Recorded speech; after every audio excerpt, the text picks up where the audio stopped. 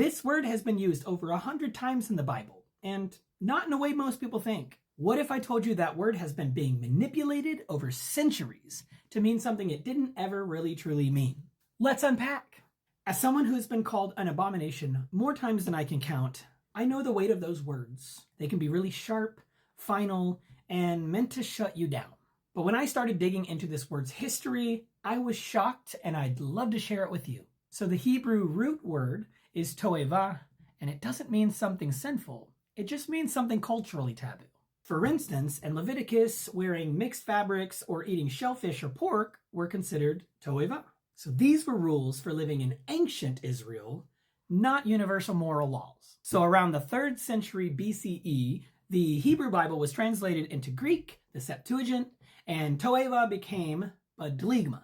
I know my pronunciation is awful. So this word did still mean culturally offensive, but it had a slightly stronger tone of disgust.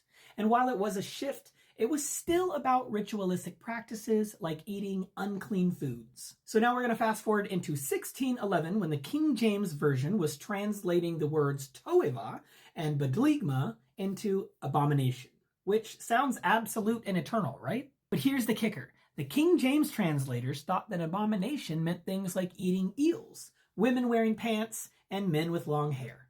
By the 20th century, abomination had been completely rebranded.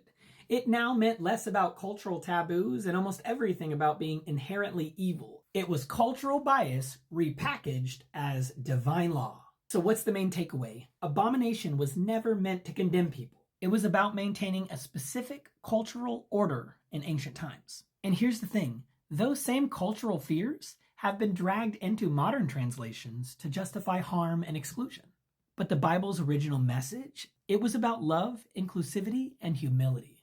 Thank you so much for watching. In the next video, we're going to trace the timeline and see how abomination actually evolved over time and why it became a weapon against queer people. Thank you. Please support from the bottom up. I would love it if you follow. And as always, stay rare.